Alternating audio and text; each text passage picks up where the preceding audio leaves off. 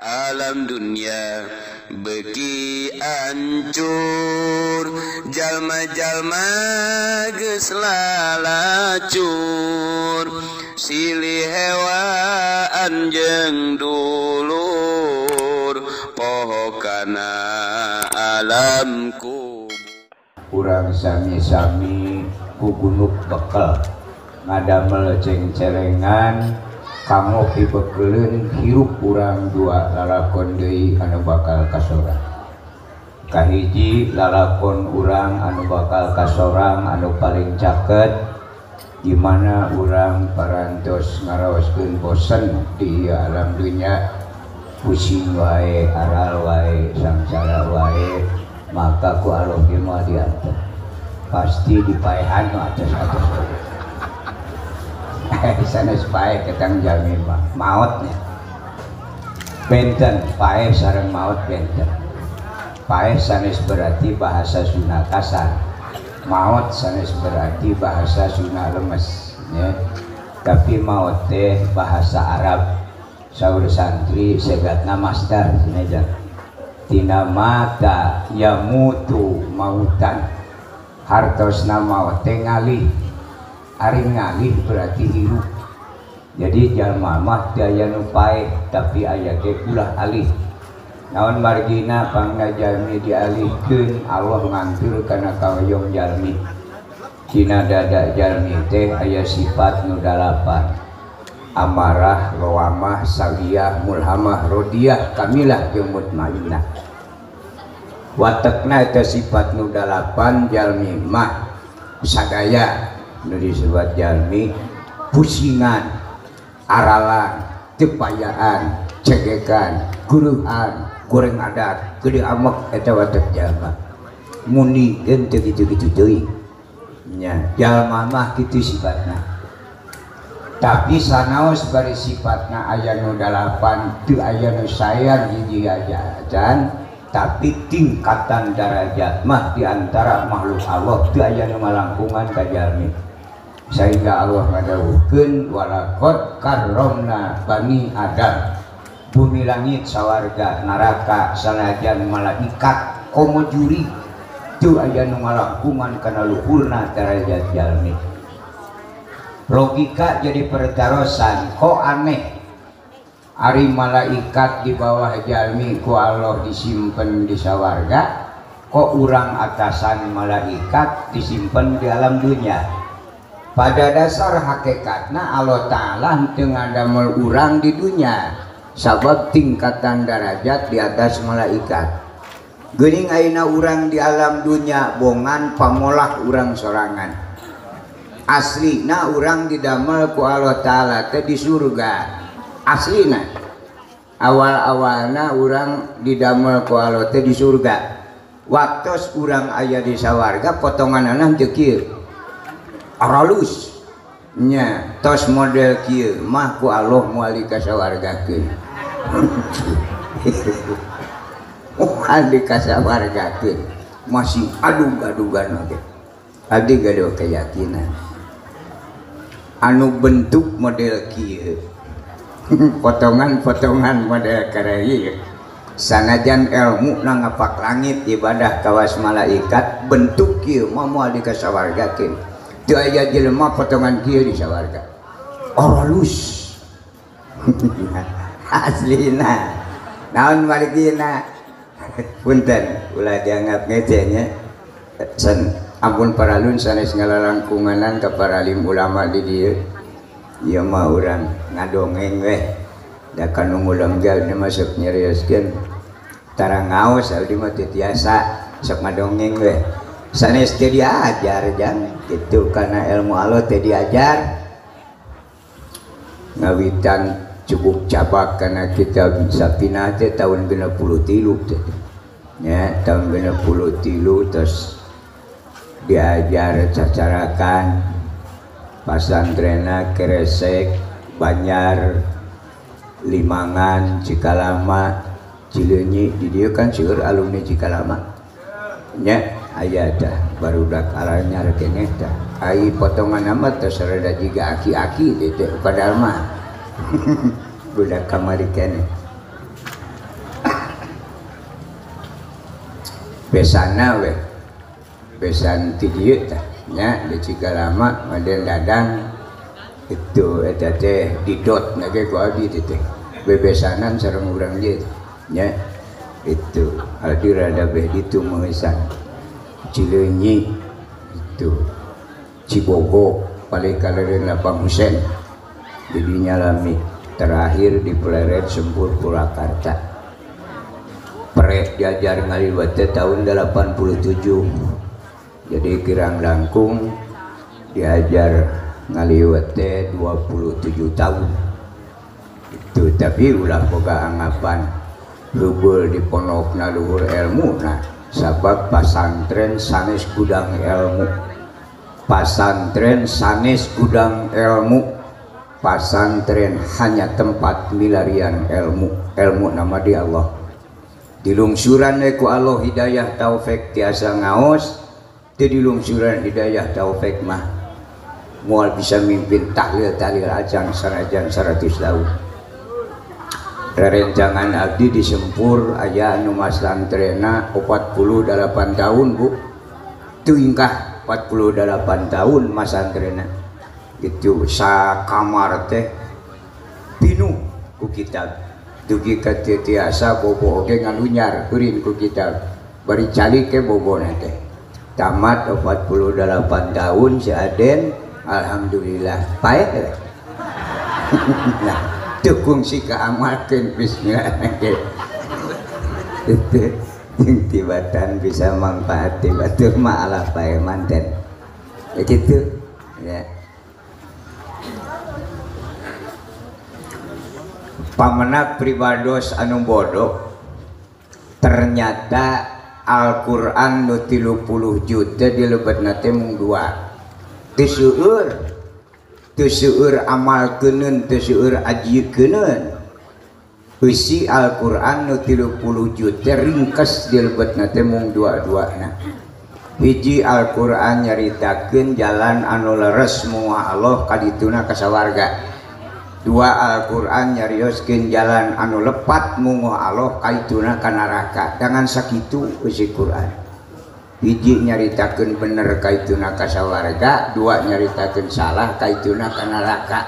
nak loba-loba ting ngomongkeun kabeh-beh waktu eta we ceramah mah hiji bener kaituna ka sawarga dua salah kaituna ka neraka wassalam we yang geus sakitu naon deui itu kudu panjang-panjang itu nyarioskeun Kangjeng Nabi komo kabehan nama Nabi da moal katanagaan moal gitu itu matak di dieu urang memperingati Maulid Nabi ya tujuanana teu aya sanes hiji bade lalajo kana lalakon jelema bener ceuk Allah itu sabab Allah Ta'ala ngadamel jalmi tinupang payun-payuna dugi kadinten ieu wengi ieu Allah Ta'ala teu ngadamel jelema bener dua mung hiji-hijina Kangjeng Nabi Muhammad ta eta jelema bener teh urang mah sejalalajo we da aya katurutan mah moal bisa nya moal kuat masih adu-adugan oge ulah teu apal-apal teuing we mantap nu diarangon ge sholawat istighosah nampikeun kana kemampuan assalatu wassalamu alaika ya sayyidi ya Rasulullah khud biyadi qallat hillati adrikni khud biyadi pasihan kemampuan Gusti Abdi nurutan jejak langkah Kangjeng Rasul qallat sakedik teh itu dari sadena mah eungap itu jalma tukang kuli macul sanes teu hoyongeun meuli kapal tapi da di gunuk-gunuk 7 turunan oge ladang macul mah moal kabeli bana-bana acan itu meda urang numpang hirup lah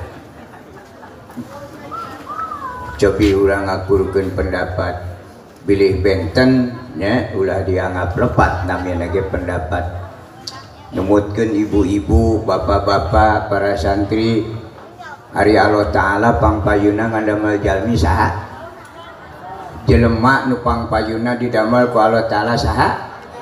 alhamdulillah sugan teh teu anger bodoh teh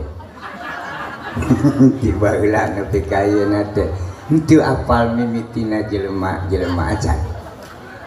gitu. Allah ngadawuhkeun mung teu dilebetkeun kana Al-Qur'an ayana dina hadis qudsi saur Allah laulaka lama khalaqtul aflaq illa bi Muhammadin sallallahu alaihi wasallam. Kami muanyieun bumi langit sawarga neraka sanajan malaikat sanajan Nabi Adam upama Allah teu ngadamel Nabi Muhammad eta pangpayuna didamel ku Allah teh Bu.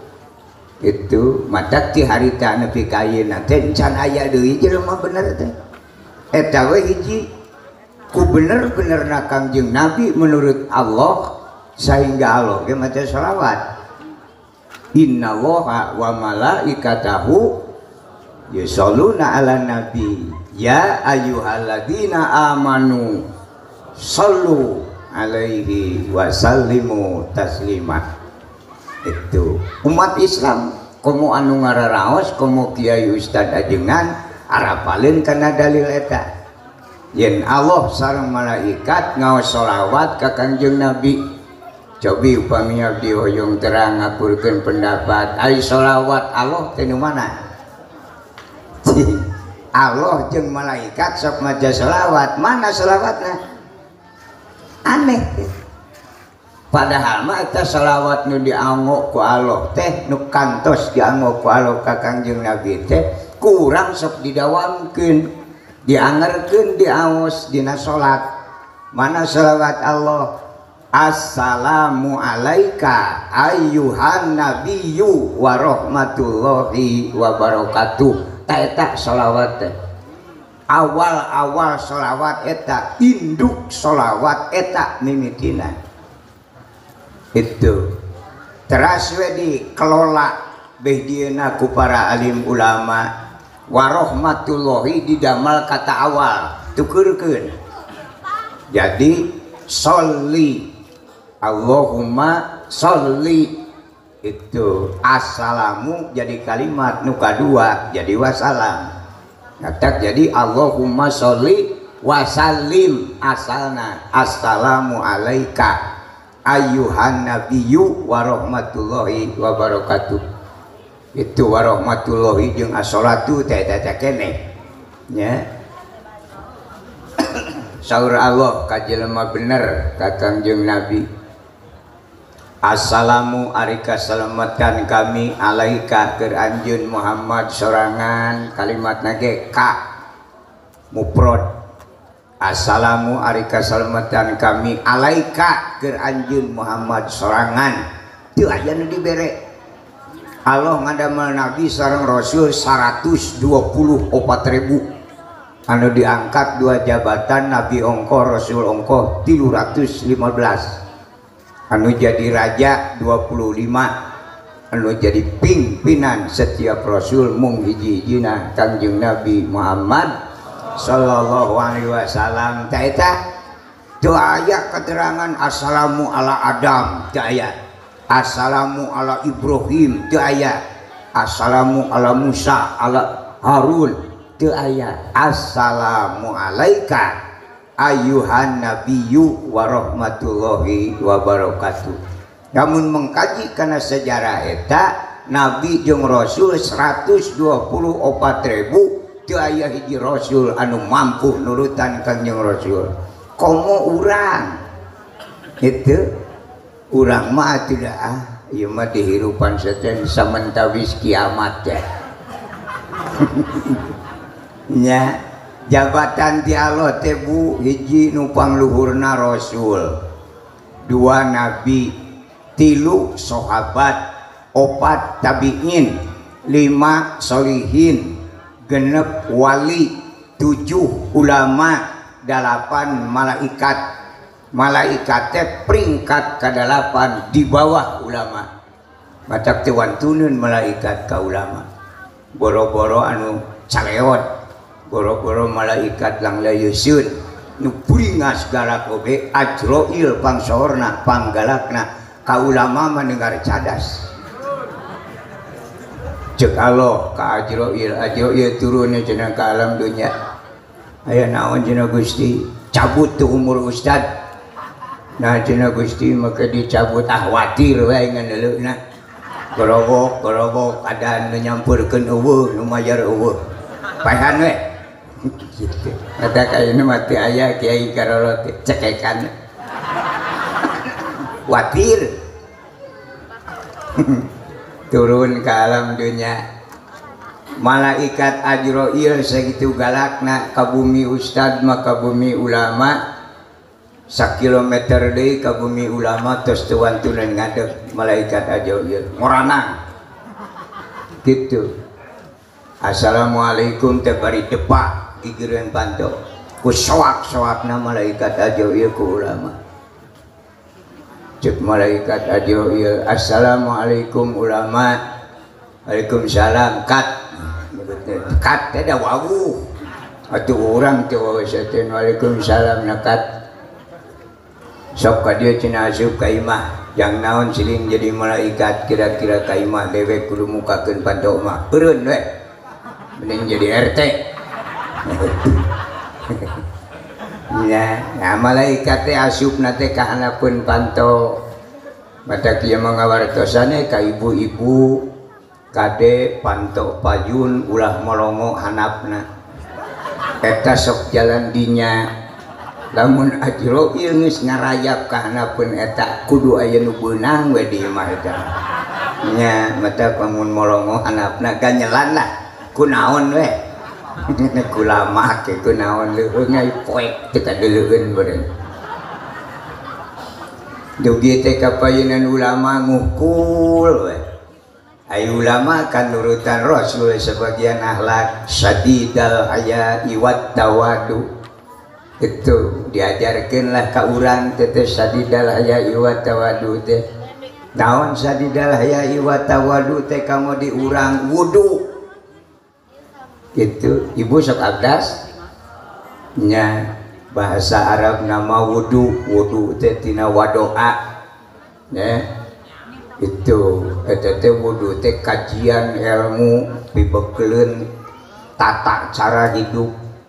awalna kadinya guguruna wadoa wudu teh hartosna rendah diri DP hanap asor itu tekenging gumaingan guminter gubenghar gusamsara ge ulah itu nya ulah ieu mah ai gumenghar teu meunang ai gusamsara meunang wah salah doa teh kurang parat itu da umat Islam mah ongkoh ngaji tapi tampo dipake ilmu teh sok diliwatan sawareh itu duka di dieu mah lamun ngadua ka Allah muga Gusti ngahampura kana dosa abdi nu ageung nu alit sakitu nya Bu teu sadar lamun eta doa teh kurang sabab dina sapinah diuningakeun ma qaddamtu wa ma akhartu wa ma asrartu wa ma asraftu wa ma a'lantu wa ma anta a'lamu bi minni istighfar dikikis habis itu nah aing geus jadi kasuna jadi dilewatan moga Gusti ngahampura kana dosa abdi nu ageung nu alit ceuk alo sia dosa mujeunna kaliwat eta tara aja jalan dengan doa moga Gusti ngahampura kana dosa abdi nu ageung nu mujeunna nu alit tara nu ageung jeung nu alit nu mujeunna mah disesakeun kalau sia dosa mujeun maka dek ka imam mun ngadoa teh beakeun kabeh maqaddam tu wa ma akhartu wa Gusti ngampura kana dosa abdi nu ageung nu mujeunna nu alit jiga nama makmum jeung tibatan nyebut amin kalah cecengiran tetuman yang tadi hampura dosa mujeunna nya so da lain heureuy teh ilmu gitu dibiasakeun ngaduaan dosa mujeunna teh kalah cengar cengir ceuk alo Aisyah yang tadi hampura teh kalah cecengiran oh eta ya sawer Allah gitu Assalamu alaika, assalamu alaika, selamatan kami alaika ke anjeun Muhammad. Sorangan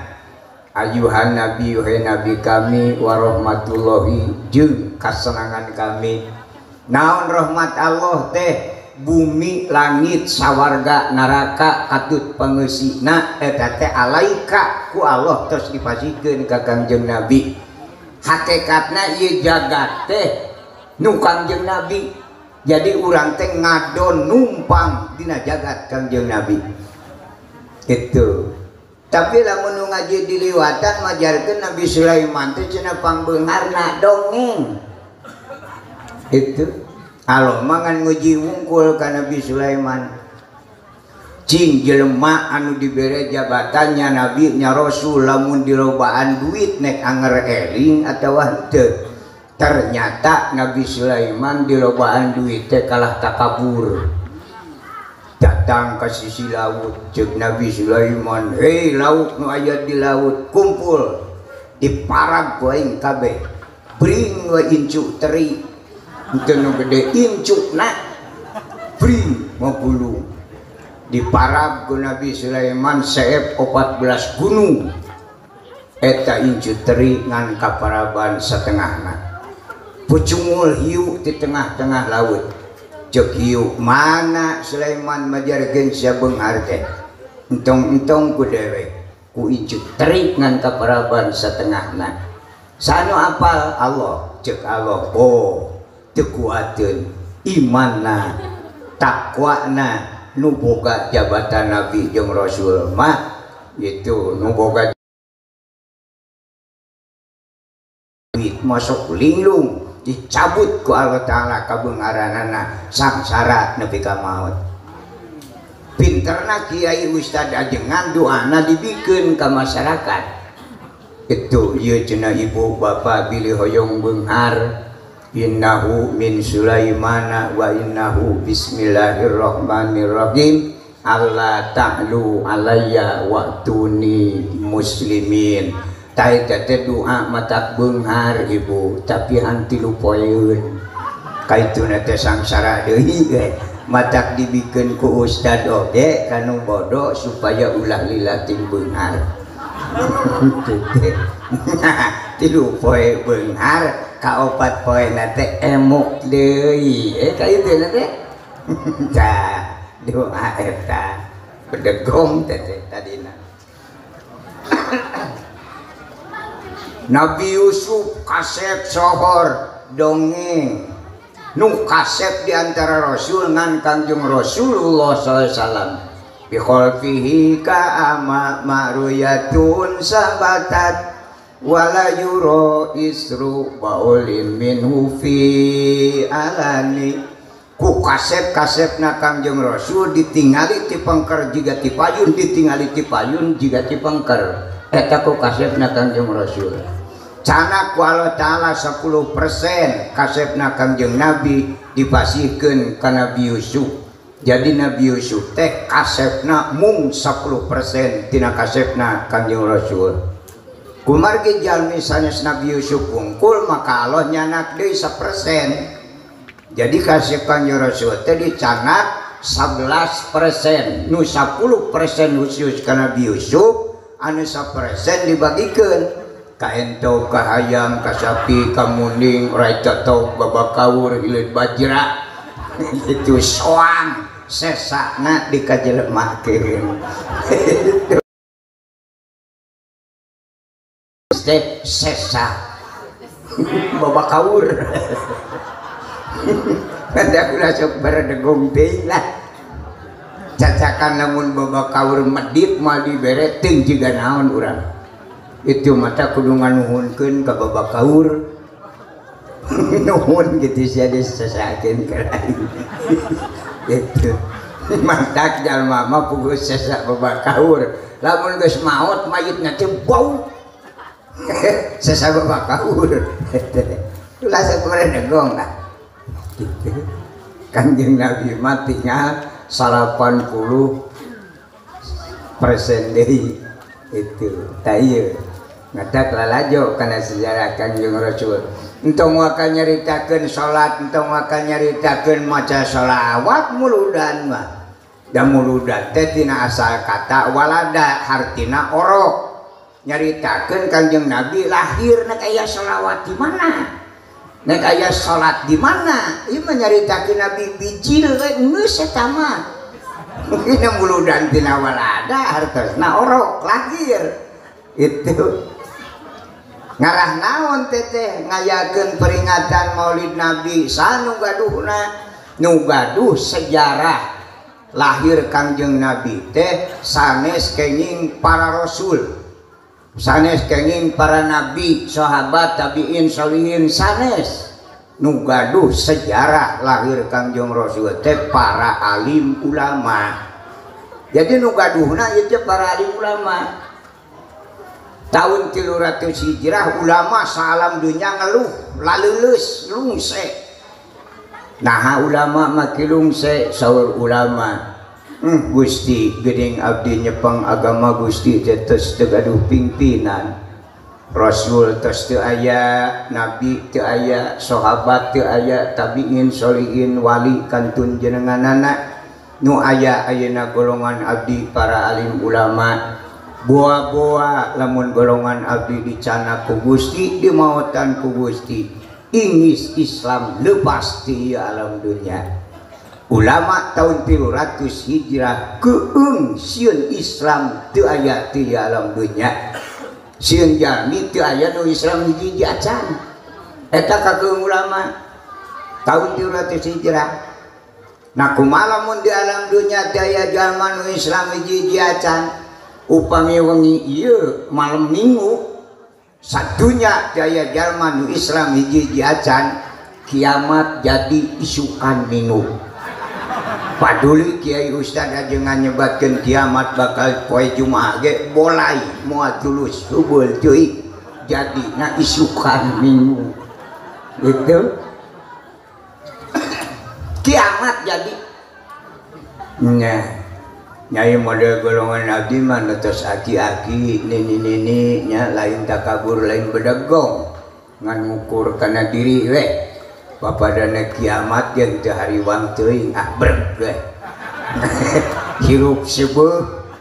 kitu beunghar teh daekeun ka pangi itu nyandung dari ku dihalengan papada kiamat ge tutup riwayat gitu. Tapi watirna ulama tak kanu araranum ge ya ke tukang hadro gitu. Hanas ti orok diingu geus gede payu encan kiamat manten.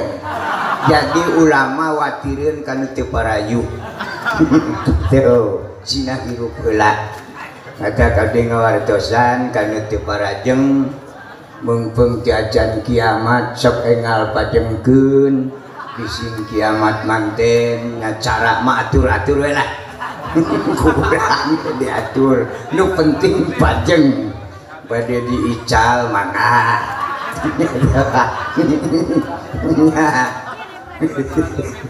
Bade dianyukeun mangga gitu. Cenah urang mah da urang Islam nyaho orang Islam urang sedekahkeun we karep lah. Nu penting neraka pinuh gitu lah.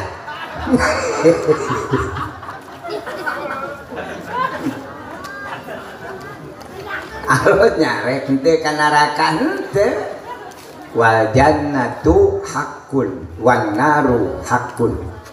Saur Allah kami ngan mangieunkeun mungkul sawarga jeung neraka geus siana mah sok kumaha maraneh we. Gitu. Pan kalimatna ge dina Al-Qur'an teu ku idza tapi ku inna dina indallahil Islam. Benten mana in mana idza. Ari idza mah instruksi teu meunang teu. Itu upami in mah program hukumna nawaran. Hei jalma-jalma jaga nek ka sawarga nek ka neraka. Nya jalmi teh dibagi 3 golongan. Cek anu sagolongan Gusti pan abdi kawitna didamel ku Gusti teh ti sawarga nya abdi mah hayang uih di ka sawarga we heuh itu aya 5 golongan jalma anu kasawarga teu dipariksa heula sabab tujuan di dunia nah hayang kasawarga balik deui kana asal saha nu 5 golongan kasawarga ku malaikat teu kapariksa nu 5 mah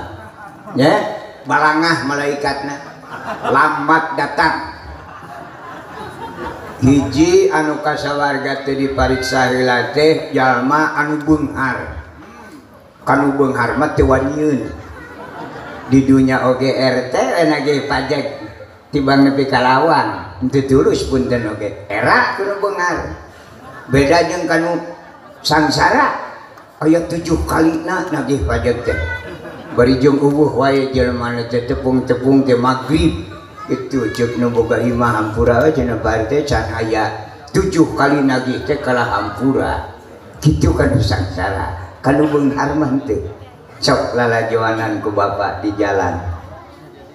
upami aya jalma nuju mapah di jalan dina pesakna merkis ku duit da sanajan lempang tangah oge tarti tajo mulus we loba duit mah tapi lamun dina pesakna eueuh saperak-perak acan aya nu nagih ongko ala lempangna awas ulama tungkul anehna lempang tungkul ge sok ti kakarait makanya jongkeuneng eta kitu nya tah jaga ke kitu nu beunghar mah moal dipariksa ku malaikat sabab malaikat datang teh geus teu araya jalmana jeung malaikat kamarana jeung jelema teh itu geus ka ditu ahluheung we teu ngamariksa aing kitu geus kaliwat manden itu nu beunghar mah nu sangsara mah di ditu terminal ngagulung ada goan angkot gratis daerah masar teh kalau cing olobring kokoler kidul dipimpin ku ustad da eta pamawakna rama pulung daerah masar nah naonan teh mamanyut proposal gitu dengan orang Islam di dunia nepi ka akhirat teh proposal teh teu tinggalin so itu tingali agama batul orang kafir Kristen aya nu rek nyeun gereja nyeun proposal cek Kristen teu gablek ngajedog we gitu netral orang Islam alah dadaharan raskin ge nyeun masjid aya 4 tingkat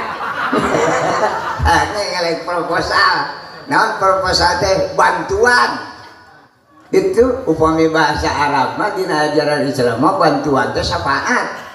da tekok ngariung urang Islam mah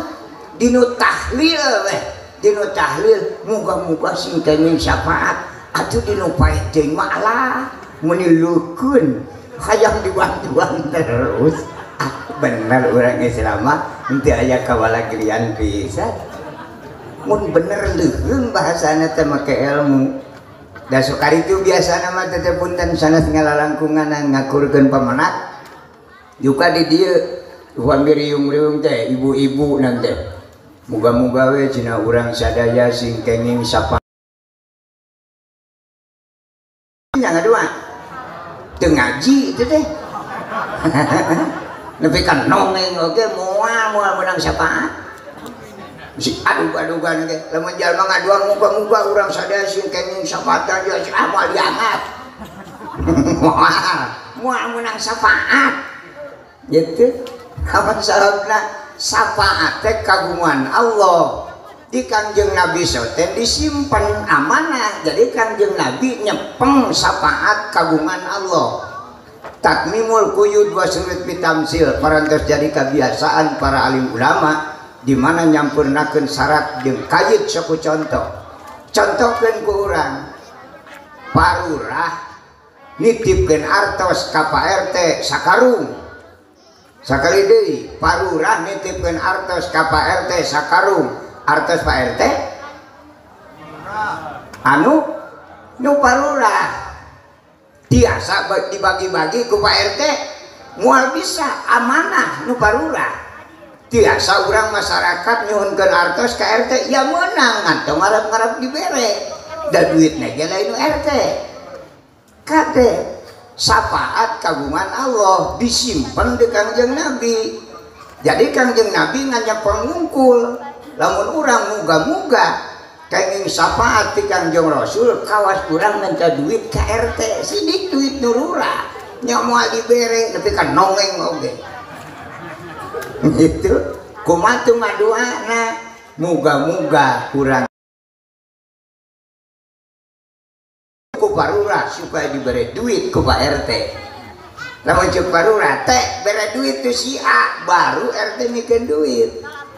syafaat nu Allah aya di Kanjeng Rasul ulah janji nu ngaji mah ulah muga-muga keng syafaat di Kanjeng Rasul da teu bogaeun dan nu Allah mata kaduana eta muga-muga kurang sadaya sing janten jalmi anu ditunjuk ku Allah supaya disyafaatan ku Kanjeng Rasul baru nyambung itu so nu muga-muga keng syafaat mah bolai moal dibere boro-boro ka urang wawuh henteu pangih teu pernah jeung Kangjeng Rasul juk-juk minta syafaat Kangjeng Rasul putra Kangjeng Rasul 7 nu aya dugi ka gaduh lungsuran dugi ka ayeuna mung hiji istri Siti Fatimah istri na Sayyidina Ali karramallahu taala wajah Kangjeng Rasul teu kan nunjuk ka Siti Fatimah tong boga rasa anjeun dumeh boga bapak jadi nabi jadi rasul jaga di akhirat teu boga amal kami moal bisa nulungan ka anjeun ka putra anu ngan aya hiji-hijina komo ka urang wawuh teu ujug-ujug nyuhunkeun syafaat nya teu guludug ge untung sok tawadi wae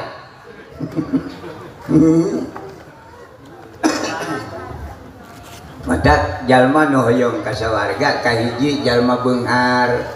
aman ka sawarga langsung kitu kadua jalma anu bubuk sirahna nu pajet sirahna ku malaikat teu ditanya hese nanyana gepeng sirahna nah nu gepeng sirahna mah malaikat ge bingung nanya di assalamualaikum teh ada teh ngajawab nu gepeng kumaha jika nama meureun eta jalma teh rek Jumatan kitu nya teu apaleun di paeunan masjid teh nuju ngahotmi itu caket setum pakojot blek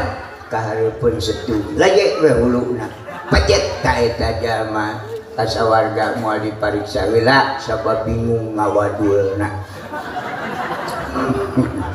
arana si Sangit gitu si Sangit mah mau ditanya ku malaikat pecet guluna nya anu katilu Pak Haji Ibu Haji amin saur Nabi la yujarrul haji illa bil jannah teu aya deui ganjaran anu mau ngahaji mah iwati sawarga malaikat ge teu wani nanya ka haji sareng Ibu Haji mah nah malaikat teu wani nanya sabab Pak Haji Ibu Haji mah kopiahna bodas jadi kanu kopiah bodasnya malaikat oge ngeper beda jeung kanu hideung ya jauh kana kanu hideung siksa gitu mata ku cerdas-cerdasna marurang kali ayeuna anu araranom can munga haji ge geus make kopiah bodas samarukna meureun malaikat rek katipu malaikat nyaho anya ja kopiah bodas ge sia can munga haji mata nu panggeulana di teungeulan teh nu make kopiah bodas can munga haji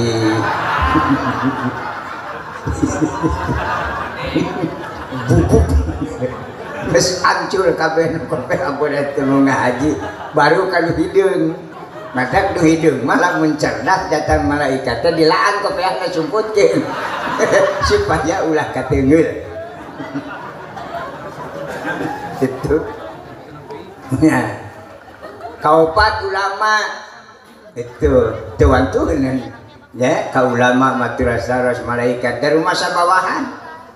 itu nek nyabut nyawa wae kan tepi ka rarempodan itu cek ulama aya naon cenah Jibril tara-tarati sasari sama ka Gus Kaimah dewek nanti cek ulama ulah gitu cenah awas RT we perilaku teu apal ai baju model kieu cenah naon tugasna nyaho ai namanya tuh ai ka saya mah teu ditanya mah ai ngapi-api teh apal we sia mah daya deui iwati makhluk Allah nu pang sulit-sulitna gitu ulama mah ka jero ieu teh nyebutna teh makhluk sulit asa make sulit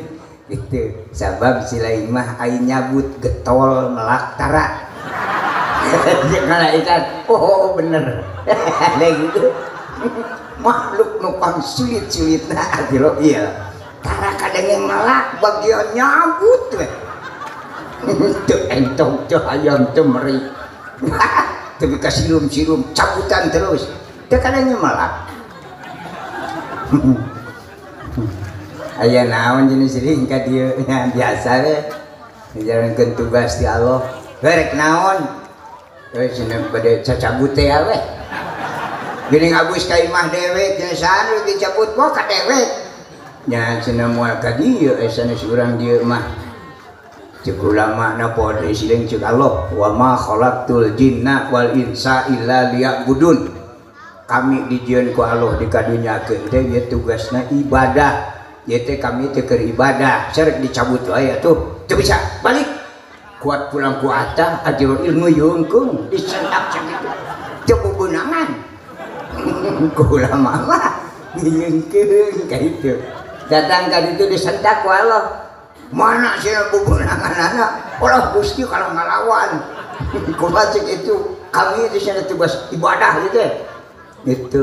terus kumaha nya teh dipasiana naon cek Allah berarti anjeun geus disanggup ngajalankeun tugas kami wajahna teu meunang ka dieu deui itu turun cabut deui ka Ustaz watir enya watir naon nu jadi watir justru eta jadi ustad lolobana sulit jelmana ustad mah jelma sulit so nek salat ka masjid meureun sarangan mah keung sieun meureun ku jurig mah maneh betap gorowo hayya ala sholah itu ai tatangga mah da cacakan teu ngaraji mah bijaksana karunya teh nya ustad gorowo bisi kumaha onam jeung urang sampeurkeun jadi tatangga ka masjid lain nek salat tatara tadina oge bisi ustad kumaha onam we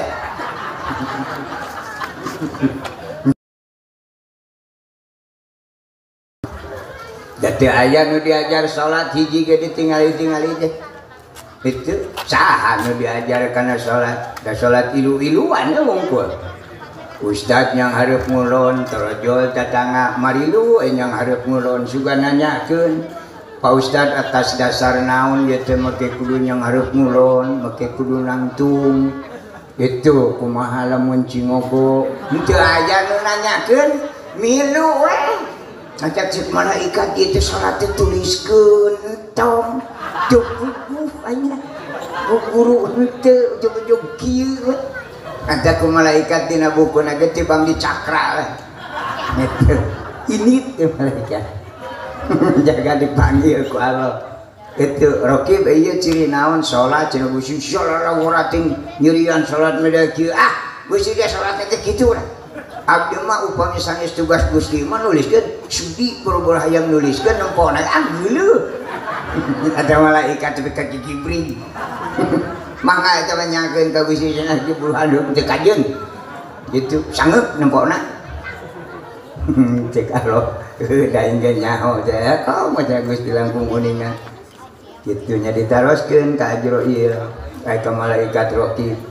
lain cenah Rokib ai salat model kieu cenah lamun ku aing dibuluhan 3000 moal kagedean teuing han 3000 eta teh ongkos ojek keur ka sawarga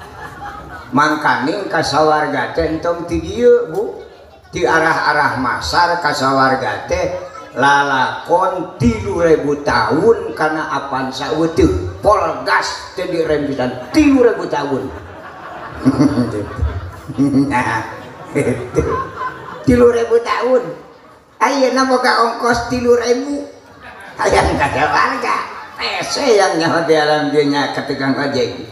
yang itu ya ibu pada tumpak ojek 3.000 nepi ka mana ayang ka sawarga 3.000 ini semua ti meregawin nah gitu sumping deui malaikat turun deui ti sawarga da aya ka irama meureun ceuk malaikat ai ka tun ustad deui aing era ka kareke kamari itu ayeuna teu kadinya da tugas ti Allah cerdas malaikat itu daerah aing cenah ketun ustad mah nya tamang nganggur mider we ka tatangga ustad itu tamaweuh digaweun gerwas tatangga ustadnya meunang 16 itu mata kieu mangawartosan bade dia ngomangan teu karep wayahna ustad mah ulah digulungkeun teh jeung masyarakat bisi gagal ti ustad kop ka tatangga jadi beunang 16 tatangga atuh ka ditu teh ridu meunang 2 karung cek kalau aja ieu geuning ridu semun jaya kenging 16 cek kalau da aing teh teh jelema eta semun tamang nganggur cek kalau karunya wayahna jeung pulang ke ditu teh bawa jeung anak pamajikanna cing arangap pulangkeun bingung kan aja ieu dibawa ngadaguan kiamat ting sabaraha juta tahun deui dipapangun dipurakeun cangkangna geus diraruang mayitna itu matak tamakasa wujudkeun we tina kantong teh maruragan teh nyawa tetangga teh itu nya jara dihantu tah jadi hantu teh jelema pamuragan anu tadina deket teuing ka ustad matak wayahna ustad mah usir temsina deket teuing pamada nyasar ge meureun ka bangkong buduk dah padule teuing ai kok ka tetangga mah beak atuh ayeuna mah mangga oyong panjang Yuswa usir ustad mah moal bener gitu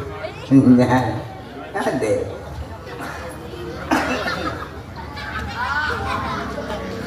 mata ka ulama teu wantuneun naros di dunia nyabutna hese itu Yuswa ulama mah dan ragab malaikatna oge pinahkeun ti alam dunia ka alam barzah ceuk ajro ieu bagian manehun aing soak nyebut jelema eta mah genti kuduaan jarag-jag malaikat munkar nakir meureun samarukna lain ustad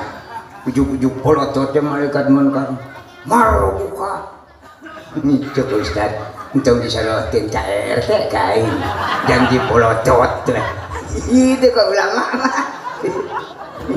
coba aing rek nanya sia make nyebutkeun marbuka eta kalimat mana kalimat naon make kudu jadi pertanyaan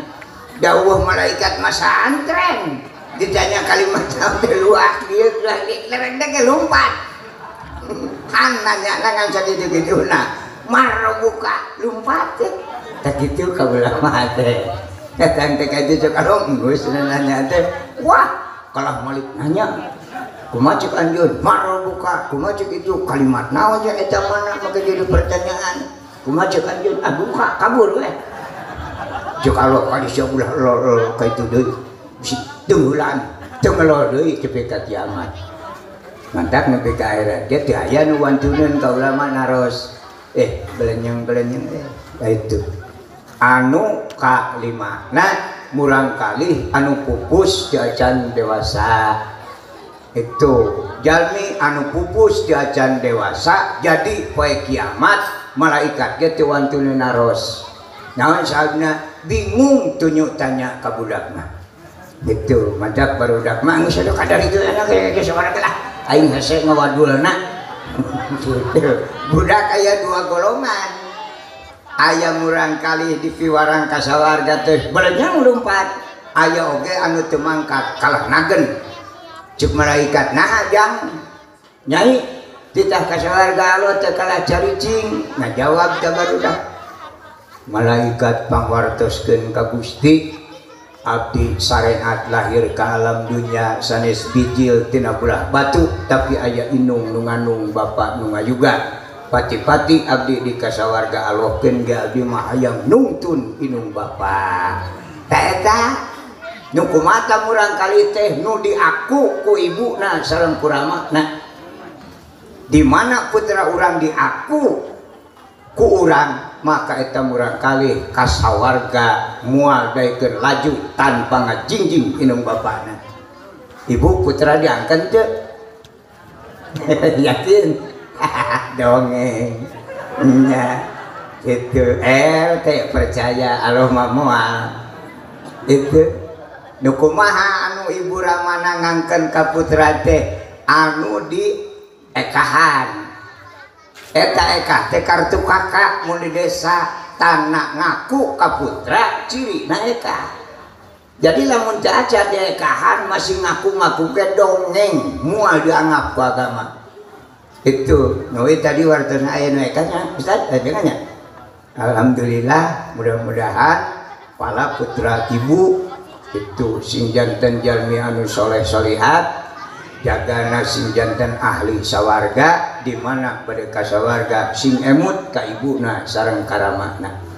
matak murang kali anu diekahan mah bade kasawarga teh kalahnakeun teu angkat itu kalah unyukan ka Allah Gusti abdi mah sanes teu nuhun kanya Gusti tapi pati abdi di kana rahmat Gusti keun ge hayang nyanak ibu Rama cek Allah jika atuh teangan bapak maneh jeung inung maneh arwih deui ka arah masar sanajan inung bapana geus kokoleaban di neraka diancurban ku budak soleh panas saten ku jelema doraka nu teu boga dasa mah teu aya neraka panas itu sabab neraka teh dua kalimat hiji narun dua ka narun seuneu ka anjeun. Jadi neraka teh seuneu anjeun naon seuneu teh hawa nafsu. Lamun jalma di alam dunyana geus ngantir kana hawa nafsu paduli kiai ustad ajengan mun goreng adat bakal jadi seuneu neraka. Eta neraka teh. Matak diperingati ku urang nabi teu pernah nabi pasea. Itu sanajan sohor dina perang Badar teu pernah nabi nyintruk jelema perang. Kanjeng Rasul perang Badar kaluhun pedang nyoret sajadah tetebih tina tak dugi kaluhun ngampar sajadah perangna Rasul mah langsung salat tolak bala beres salat tolak bala ngadua Rasul Gusti anu iman Islam sing salamet anu ngewaweun kanu iman kanu Islam sing salamet eta doa urang Islam sajatina nu dicontohan ku Rasul pan urang mah bedanya itu aya tetangga betara salat ai Gusti meuni dihirupane jelema kitu kitu eta guruna ka saha eueuh ti nabina geletuk jelema kafir maot dina perang Badar ditubruk ku Rasul ditangisan ku Rasul Gusti ieu teh abdi Gusti maot alatan perang mangkaning maot na teh acan Islam acan mun teu mileuh perang mah boa enjing malebet Islam ta Islam teh ti nabi nama kitu nah ka dieuna jadi lain nya kabeh dieunakeun teh awas nu goreng adat itu nya lamun maju takbir daroh matun teu gogolowokan oge ngadengeun make kudu kokowongan nah nabi mah ulama we baheula nyebatkeun Allahu Akbar teh tapi karama jaisota tibang ka kuping ku nyalira wa yusmi'a nafsahu jami'u rupiha awas-awasan teh asa ka kuping ku cepil nyalira Allahu Akbar bari apa dibaca Allahu Akbar teh Allahu Akbar atawa Allahul Azim itu Ari Akbar kan bimana kabir artinya gede maka lamun dibaca Allahu Akbar Allah gede kira-kira pantes ente mustahil Allah gede dan lain gunung oh berarti dilebatna teh al azimi Allahu Akbar bimana Allahul Azim Allah maha agung itu jurmiah itu bisa ngagali kana jiro aslina sabab dina ajaran agama Islam teh seueur bahasa anu majaji naon majaji teh kalimatun mustakmalatun bigorima wudiat lahu, kalimat anu biasa diaos gitu tapi dilebetna hati-hati sanes eta. Itu duka urang di mah ibu-ibu anu rada gararetol sok aya ibu plastik di bulet-bulet sagede eta lah nya aralit baruleut ditiiran ku benang 100 siki naon eta namina Bu? Iya bapak sami namina eta plastik di baruleut-bulet eta namina naon? Asbe mun tiasa mah istighfar heula punya. Itu ye mah ngawartosane. Moal istighfar teh naon? Murtad eta teh. Lamun nu ngaji mah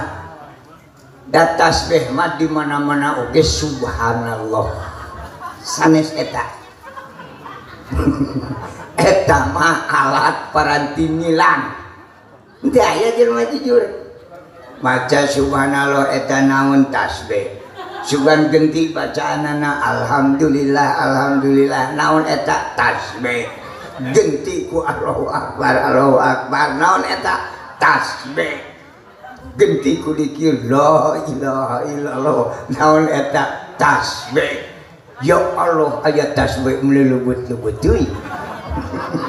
Mata lamun kita maca tasbih tinggal muih-muih eta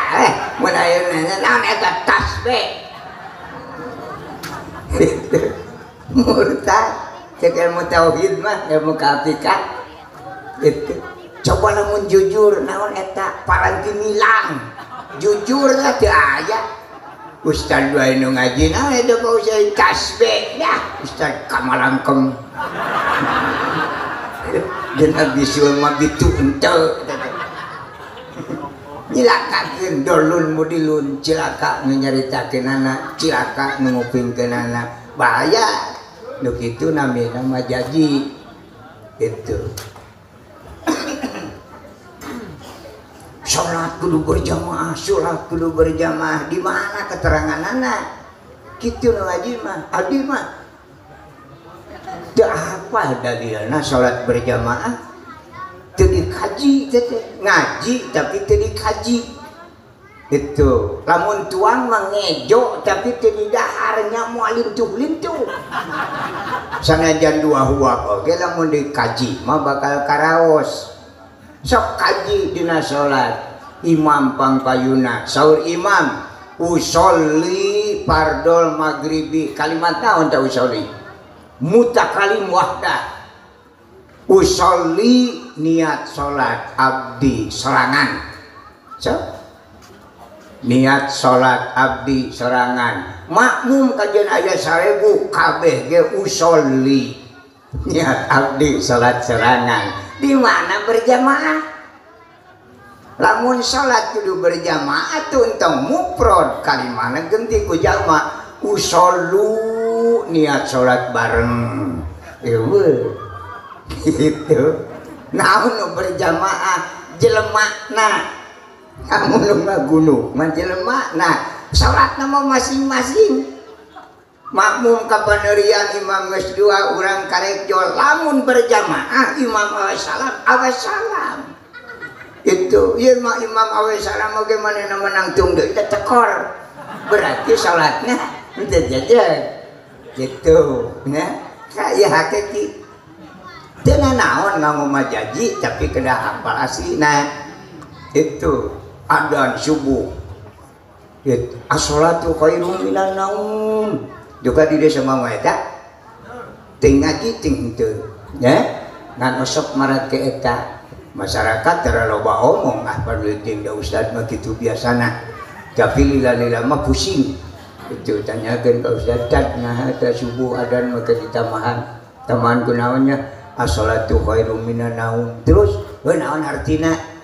itu kusabab teu apalin kana islah apalin kana majaji asal disadar as-sholatu khairum minan naum ai salat leuwih halus tibatan sare murtad teh ulah ora itu murtad teh gitu. Dina ajaran agama Islam dahar sare nginum hukumna jawab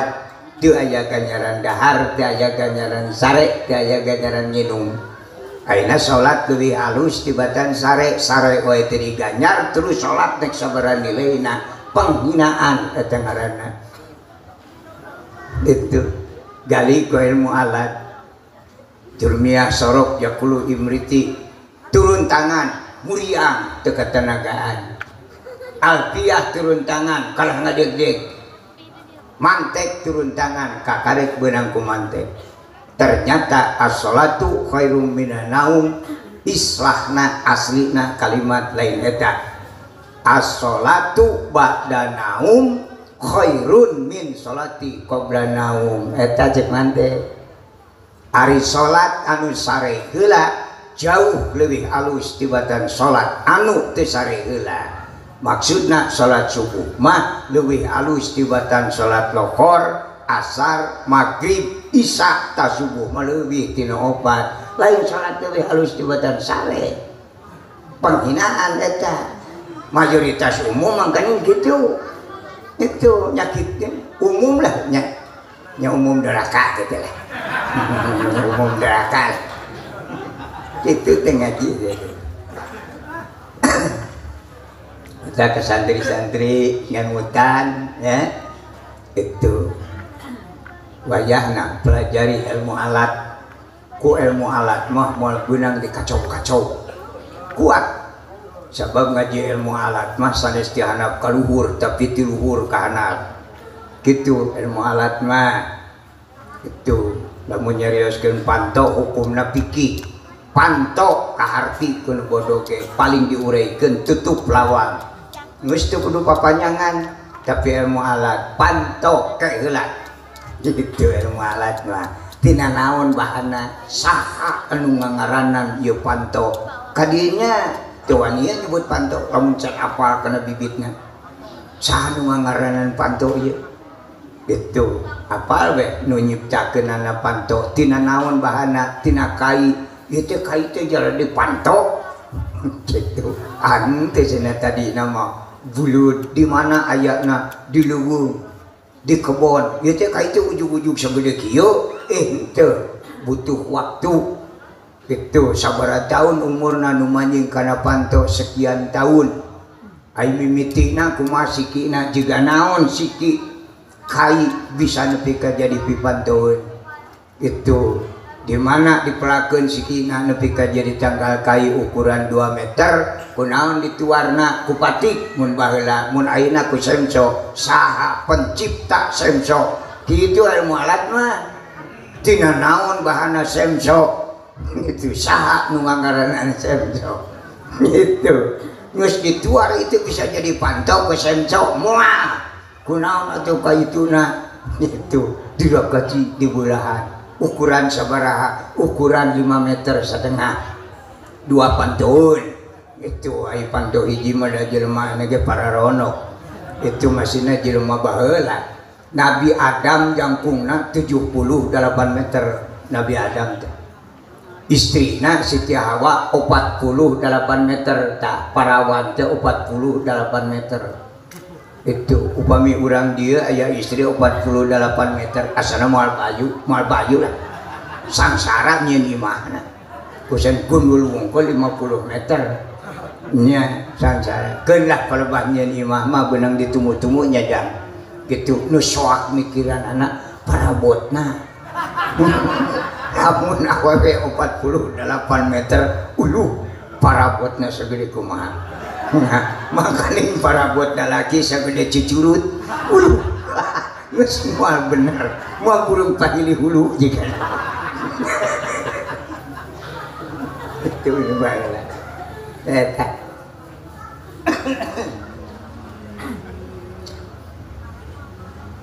wih kana pokok inti persoalan ulama tahun 300 Hijrah ngeluh bingung sok sieun Islam teu aya nya musyawarah ulama salam dunya milarian cara kumaha carana supaya Islam ulah deui teu aya nya musyawarah ulama salam dunya tahun 300 Hijrah sakedap namanya ge musyawarah mung 25 tahun musyawarah. Nah hasil musyawarah sepakat para alim ulama sadunya ngayakeun galian sejarah lahir Nabi. Tujuan anak dayasane supaya Islam ulah dugi ka teu aya di alam dunia. Alhamdulillah kan perjuangan para alim ulama beuki dieu sanes beuki teu aya Islam, beuki syuur, beuki rame nu memperingati Maulid Nabi. Ieu teh hakikatna mah perjuangan ulama tahun 300 Hijrah. Gitu. Sepakat sadayana ngayakeun sejarah lahir Nabi, can aya tulisan namanya sepakat. Istirahat 5 dinten kagenep dintenna musyawarah deui anu kadua sami 25 tahun. Nah naonan musyawarah nu kadua nampung setiap pendapat para alim ulama. Saur ieu kieu terus dikumpulkeun sadayana pendapat. Macak tong aneh lamun situasi ayeuna dina Islam oge syukur pisan pendapat yang cek ieu kieu tong aneh tiba heula kitu. Itu atuh kumaha kanggo urang tong lieur tong bingung guru anu aya di lingkungan urang eta guru sejati dunya akhirat. Ulah sok ningali kiai di mana-mana, ulah sok nempoan mubalik ka jenting ti langit katujuh. Urang tiasa abdas ti guru nu aya di lemur, urang tiasa diajar salat ti guru nu aya di lemur. Urang tiasa terang ieu haram ieu batal lain ti mubalik tapi ti guru nu aya di lemur eta hormati. Sok aya jalma geus ngonang mubalik teu wawuh acan muji-muji ka jelema saliwat ai guru serangan di jejeleh cilaka. Urang tiasa nganilai kana pendapat mubalik kiai sajen teh mundana ti guru nu aya di lemur eta. Kitu matak jalma diwajibkeun thalabul ilmi. Ibu-ibu sok rutin alhamdulillah kade kada dikaji ari rutin teu kalebet thalabul ilmi. Teu aya dalil dina agama bapak ibu wajib rutin teu aya. Aya ge wajib thalabul ilmi. Ai rutin mah gugunukan ngaangerkeun rutin teh kebiasaan. Matak moal aya tapak naon-naon sanajan saminggu usian unggal dinten moal jadi jelema aslina nyarotin dan diwajibkeun ku agama mah thalabul ilmi tolab nyuhunkeun ilmu katerang. Upami ibu niatna thalabul ilmi arangkat di bumi sumping ka madrasah entong waka angk-angkan maca sholawat sanes awon tapi niat di bumi naon ujug-ujug mimpin we maraca yasin sanes lepat sanes awon ngan tujuan kaliwat di mana tersumping ke madrasah badanten ibu-ibu teh ilmu naonnya anu diperyogikeun ku urang ayeuna tapi sakintena urang mampu ngalaksanakeunana. Sepakat we ibu-ibu teh misalna urang mah peryogi bab abdas we heula bab wudu sumping ajengan ajukeun ka kiai ustad ajengan. Pak Ustad mingon ieu mah abdi peryogi bab wudu eta tolab namina. Baru ustad antu adul amanah ceramah sesuai sareng nu disuhunkeun insyaallah barokah ilmuna luyu jeung agama. Ieu mah ibu-ibu sumping ka madrasah kalau kitu maca sholawat sanes awon maca sholawat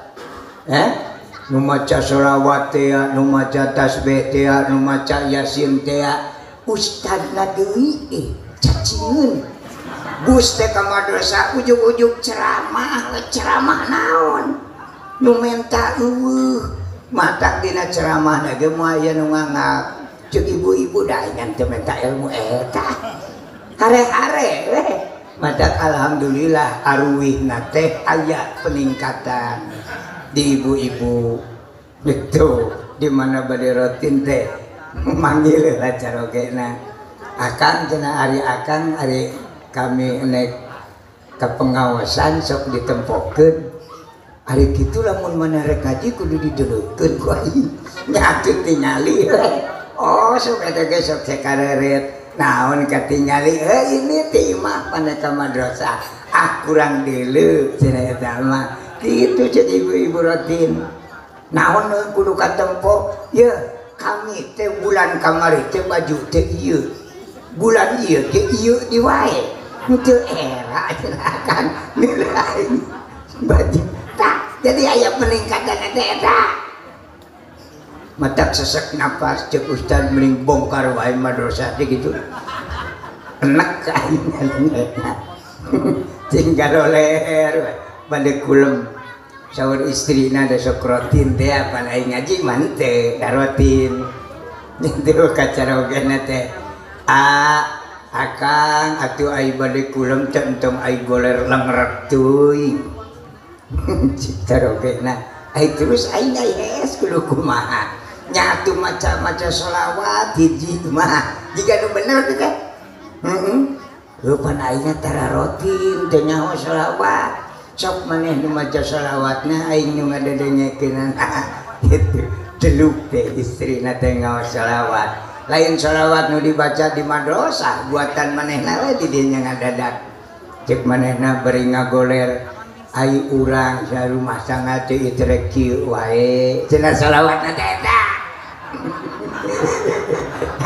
ai nu ngarora karek 5 tahun di imahna geus tingkat mobil ai urang jang geus boga incu ieu imah alah dengdek alah eta sholawat nyelekna kana angen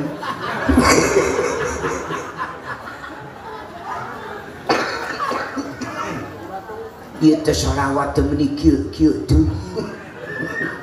mata lalaki ge setengah eling setengah teu oge ngadenge sholawat eta mah buringas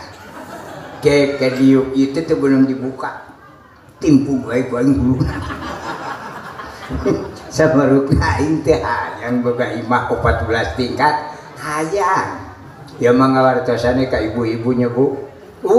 lalaki mah bujung-bujung tos nikah Bu nuju bobogohan we otakna teh geus jongkok ieu bobogohan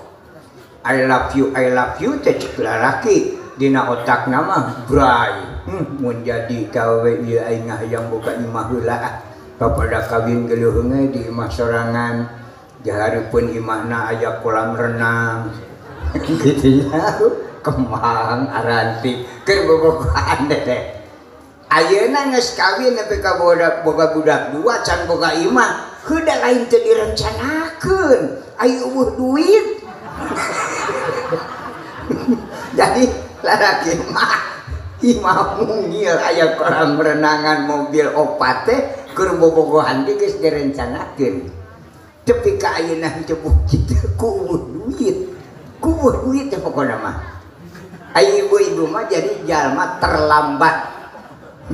gitu lamun geus boga budak dua cacara diridan akan jayuran rumah tangga teh malah yang boga imah udah kepanerian lalaki mah keur bobogohan oge geus diwiridkeun ya mau boga budak dua kakarek rencana geus tong digunggu jelema malamatna kagok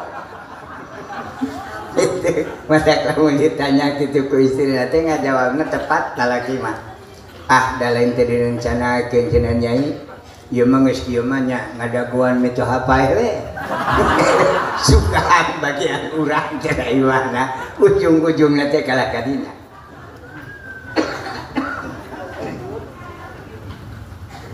opat kali musyawarah ulama tipi kangawitan rencana ngadamel sejarah lahir Nabi setiap pendapat ulama tapi kamu musyawarah anu katilu hoyong diserat dan jalmi masuk kena kuhilaf diserat tahun 375 aya we sejarah lahir Nabi kitabna Dardir disebarkeun ti acan terus we bahasa santri mah mudakarah mutolaah musyawarah mujadalah gitu terus jadi kitab teh mudakarah diapalkeun mutolaah dikaji di pikiran musyawarah diakurkeun pendapat mujadalah adukeun pendapat supaya di mana aya riributan urusan agama moal eleh gitu nya akhirna beres tahun 400 Hijrah neme ya kitab Dardir disebarkeun ka masyarakat kirang berlaku jarang ngepercanteneun gali deui ku ulama kumaha carana supaya resepkeun ieu jalma kana kitab digali deui dardir nu kahiji muncul dardir nu kadua tahun 425 keluarlah dardir nu kadua namina al berjanji sebarkeun na berjanji alhamdulillah berjanji mah pada seneng duka di desok diarang kaset berjanji nya ayeuna nyebut deba wae ya karep lah nya nu penting dilebetna al berjanji ta ayana berjanji teh tahun 425 sebarkeun rame weh dilebetna sejarah lahir Nabi itu matak abdi oge da moal nyarak ti mamana ieu weh perjuangan ulama ieu sejarah lahir Nabi abdi bade nyanak tina berjanji moal sadayana da perioge waktos ngagali berjanji mah upami abdi ngagali berjanji sadayana di dieu perioge waktos 350 tahun sudi kudu ceramah 350 tahun buyatak manten nek meusan we ya bade nyanak 3 ekor nah make 3 ekor udah kan sejarah pokok muludan teh tina asal kata walada hartosna orok syariat jalma orok lahir ke alam dunia teh hasil babak belur duaan indungna jeung bapakna indung bapakna nyieun budak eta teh kesang badak kesang lemut nu totojer wae aya nu silih Bandung wae aya tapi komo aki-aki maksakeun nyieun budak eta wah kakarek nyus teh muni tangah astagfirullah eta nyieun budak eta teh kuat istighfar komo ningali nu mengi mah wah mas marukan kenjian budak eta teh biak budak lah nya nu pait wae kana risbang aya gitu menang babak belur berang peuting teh bro teh alhamdulillah jadi RT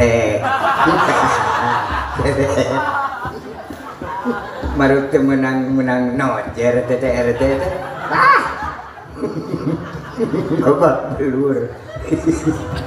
nah ngata kadege bade nyanak 3 ayat teh bapakna inungna batina ayat nu kahiji al muntakili fil guroril karimati wajibah ayat nu kadua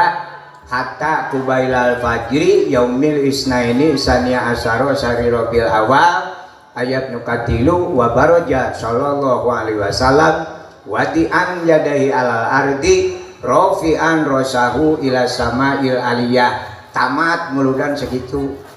ya ngan kusaha eta mah bahasana bahasa deungeun-deungeunnya ti kulon itu bahasa Arab jadi urang teu pati wawuh jeung bahasa Arab urang ku bahasa Jepang we itu anu geus biasa ku bahasa Jepang itu cukuran Jepang kieu nya awal-awalna Kangjeng Nabi dilahirkeun ka alam dunya sok aya nyebatkeun kitu Kangjeng Nabi lahir ke alam dunia dinten Senin jigana beureum maca berjanji na teh lamun maca berjanji beuntak baya teh salah aya oge nu sok nyebatkeun cenah Nabi lahir ke alam dunia teh malam Senin mimpi kira-kira mun baca berjanji na di dinya hatta kubailal fajri Kangjeng Nabi lahir ke alam dunia teh sanes siang sanes wengi tapi kubailal fajri bareng jeung bijilna pajar ai bijil pajar sanes siang sanes wengi bijil pajar salat subuh teu sah siangna can datang bijil pajar salat isya teu sah wengina seep mata Kangjeng Nabi lahir ke alam dunia sanes siang sanes wengi tapi kubailal fajri bareng jeung bijilna pajar menyebabkan malam Senin berarti lieur teh nya menyebabkan isuk-isuk berarti beureum maca berjanjina hatta kubailal fajri Kangjeng Nabi lahir ke alam dunia bareng jeung bijilna pajar kanggo naon Kangjeng Nabi dilahirkeun ana bijil pajar inna arsalnaka syahida Muhammad anjeun dilahirkeun ke alam dunia bijil pajar masihan contoh ka ibu-ibu ka pamaget manteu nya masihan contoh ka ibu-ibu upami hoyong ngagaduhan barangkali anu soleh solihat hati-hati ngalahirkeun ulah jang diborosot tingali Kanjeng Nabi Kanjeng Nabi teu masantren pinter bagur ditu carekeun bijilna bijil pajar ieu mah dicontohan ku Kanjeng Nabi bijil pajar alah tengah poe ngajuruna teh nya moal bener budak bijil tengah poe mah teu neuleuh contoh gitu punten anu ngajuruna lohor mah hiji sok rada hideung panas kira-kira merelan kaduana bengal teu katulungan esek nya di payungan oge harudang we tak budak biji lohor mah itu katiluna hese duitna jadi budak biji lohor mah itu kaopatna belet teu katulungan belet nya mangkaning karaos ku abdi mungkinlah para alim ulama ustad ajengan di dieu ge atanapi guru sakola mungkin sami pang sangsara anak ngadidik budak mah ti budak belet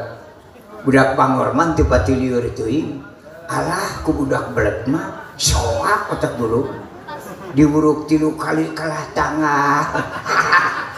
guru mah nyaan pang soakna ku budak belet nyaeta budak belet anu biji lohor ada pernah ngabuktikeun Bu di Subang barudak diajar ngaji alif-alifan tara nurutan umum ya da urusan ilmu aloma pribadi antara urang jeung Allah mata pek umum nek ngaturna naon ge kuing moal ka bawah diumumkan ka murid kitu nya kelas 1 kelas 2 kelas 3 4 5 genep itu ya saya teh dina ilmu tauhid mah teh dosa itu ngajrikeun ka sabelah pihak teu meunang dina agama ngajrikeun hate jelema amun cek guru ka kelas genep mana kelas genep pan kelas 1 mah ceulik teh ai ka uing meuni kelas 1 eta teh hianat mata abdi mah ka murid tinu 2 poe nepi kana 17 tahun kabeh kelas genep itu karek 2 poe ge kelas genepkeun we jadi eueuh nyarian hate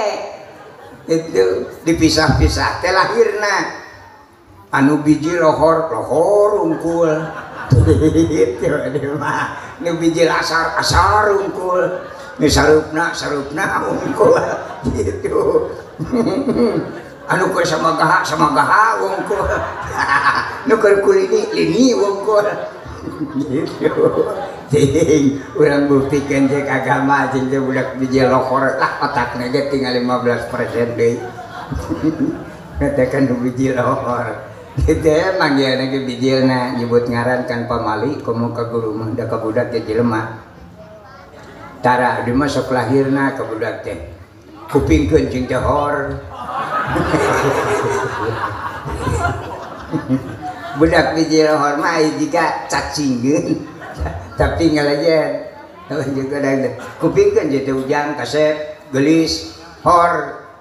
mangga kita nyantai mangga bari jeung luak lieuh nyebut mangga deh buru ke dua kecap tong loba teuing ka budak lohor mah bisi teu katanagaan matak diuruk 2 kecap mi waliyu sakitu we mulut teh ku sabab budak bijilna lohor nya kumaha kadengena eta budak ai pok teh cuk budak mi waliyu tuh cek aing budak biji lohor teh kieu pan guru teh naik silahna ieu budak naik guru teh teu ujang nyai deui da geus kitu naik amper kupingkeun jadi sia berdegul mangga pakai cegeran teh mi waliyu ke kada biji lohor cegat teh mi waliyu sia kudu ditimpu gua ini bakat ke amak guru ka murid dengan ke sekolah ajar bakat ku amek ka murid ilang maruah pohok kana ilmu da amek teh cek guruna teh mi wali wiu kakaret budak lempeng cek murid mi wali wiu sia wajas guru stres begitu budak biji lohor teh maca kade ka ibu-ibu ulah sok nyiksa ka ustad teh mantuan yeun henteu tempo belet di ka ustadkeun sing nya soak gadi budak belet mah budak bangor ona mah teu pati soak teuing tinggal neungeulan budak belet mah pan riweuh diuruk 2-3 kali teh kalah waliwi ya mangkane kitab Ta'limut Ta'lim ngancam nek guru ngaji, nek guru sakola, lamun sakali-kali wani nyentak ka budak belet bakal dituntut ku Allah di akhirat. Panjang sarakeun eta. Teu disentak ku urang teh rudet ka urangna disentak ku Allah diancam. Ta eta sanu salah ibu nabi kira teh janji wae. Ustaz. Matak nabi nyontohan hatta kubailal fajri. Itu di mana ngalahirkeun teh ulah nyeca batur nya ge teman tuanyeun atuh ulah-ulah bangga ngadidik bijil pajar kumaha lain kumaha bijil pajar ku sabudakna hayang maksa wae bijil nya tinggal mikir ridho teh boga budak goreng ridho teh boga budak belat acenah teu ridho tahan atuh itu ya mah ngamutan ngakurkeun jeung ilmu nya duka akur teh nama bu bujeng-bujeng parabot ibu teu pati sabaraha buahan anu aki-aki oge anu gogoyotan buahna eta teh parabotan sakieu sok ke balik ke dieu tubruk amun ditubruk blok jeung buah-buahna beunang jeung goyotanana komo ibu buahna tiban kitu alah dikitu ge mah bunyi jeung cangkang-cangkangna diranahan eta acenah hese ku urang mah pan aya anu boga kewajiban di negara ngurus masyarakat nya eta Pak RT jadi tugas RT teh ngumpul eta di mana karasa teh jam 8 teang Pak RT keupul ku Pak RT cekel nepi ka Janari gitu bukakeun Janari sok ayeuna kabayang ku urang amun budak hayang bijil ti jam 8 ditahan ku Pak RT bukakeun bijil pajar moal kudu ngaheuceun ibu barang dikitu leungeun RT langsung ngajeng budak hayang bijil ti tadi keneh lamun teu langsung kiroat ieu mah budak hayang di Janari dihejen-hejen tengah poe nya tibang bijil unggul murungkut teh can usum bijil amun budak bijilna kalah murungkut eta can usum bijil mending kaitukeun deui dalil ti Allah inna arsalnaka syahida ka ibu ngalahirkeun anu sae mah dicontohan ku Kangjeng Rasul kaluarna bijil pajar gitu pokoknya teu kaluar bijil pajar gagal we gagal total kadua Kangjeng Nabi mah wa baroja sallallahu alaihi wasallam wadi'an jadai alal ardi rofi'an rosahu ila sama'il aliyah kadua Kangjeng Nabi mah lahir ka alam dunya na ngalah ka bapa amun budak lahir ka alam dunya ngalah ka indung geus gagal diwae moal bener budak lahir ngalah ka indung mah gagal total jadi lamun budak lahir ke alam dunia kedah ngalah ka bapakna pan Kangjeng Nabi ge ngalah ka bapak kumaha ngalah ka bapak teh Kangjeng Rasul mah lahir ke alam dunia nah ibu nanang karak Kangjeng Rasul mah nangkuban wadi'an yadai alal ardi rofi'an rosahu ila sama'il aliyah Kangjeng Nabi mah ibu nanang karak Kangjeng Rasul mah nangkuban lahirna matak ngalah ka bapak nah ngalah ka bapak pan bapakna ge nyieunna nangku geus sieu bijil make nangkarak gitu namun budak bijil nangkarak ngalah ka indung gagal eta mah kajian Nabi ge nah lamun budak di jero keneh usapan beuteung indungna bari elingan kade lamun bijil kudu inget ka bapak maneh pan bapak maneh ge uyak-uyakna nangkub maka bijil ge kudu nangkub deui rupina urang teh adu cekap dugi ka nangkub wae hapunten anu kasuhun anu sae mudah-mudahan danten ilmu nu mangfaat barokah ngelepat nama abdi jalmi biasa moga-moga urang sadaya aya dina magfirah Allah Subhanahu wa taala. Rabbana atina fid dunya hasanah wa fil akhirati hasanah wa qina adzabannar. Wabillahi taufiq wa hidayah. Assalamualaikum warahmatullahi wabarakatuh.